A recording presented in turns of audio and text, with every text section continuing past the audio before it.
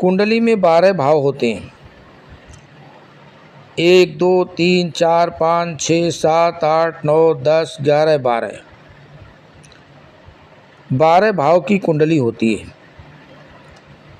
और जो लग्न भाव होता है उसको प्रथम भाव भी कहते हैं, लग्न भाव भी कहते हैं। अब आपका चंद्रमा अगर प्रथम भाव अर्थात लग्न भाव में बैठा है और किसी राशि का होकर बैठ सकता है। अगर वो प्रथम भाव में बैठा है, चाहे वो किसी भी राशि का होकर बैठा हो, लेकिन प्रथम भाव में होना चाहिए। अगर वो प्रथम भाव में बैठा है तो चंद्रमा आपको शारीरिक सुख देगा, पर सुख साधारण होगा, बहुत अधिक सुख नहीं देगा, पर आपको सुखी रखेगा। मानसिक प्रसन्नता रहेगी आपको, आप मन में प्रसन्न रहेंगे हमेशा। चंद्रमा आपको कभी दुर्बल बनाएगा, कभी शरीर में मोटापा करेगा। स्त्री सुख आपको अच्छा रहेगा, क्योंकि चंद्रमा लग्न का चंद्रमा सप्तम भाव पर दृष्टि डालेगा, तो गृहस्थ भाव को शीतल रखेगा और मन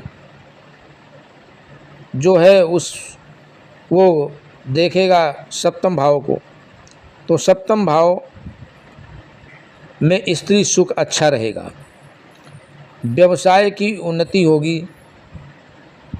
गायन वादन योग आदि में आप रुचि भी लेंगे।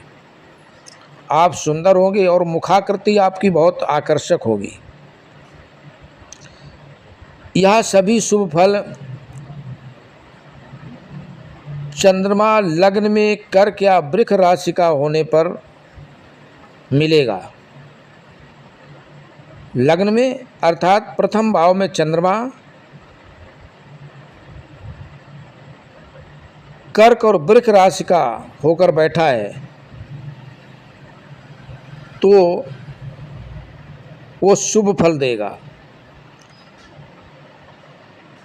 लग्न अर्थात प्रथम भाव में मेष या तुला राशि होने पर चंद्रमा आपको शुभ फलों में न्यूनता रखेगा।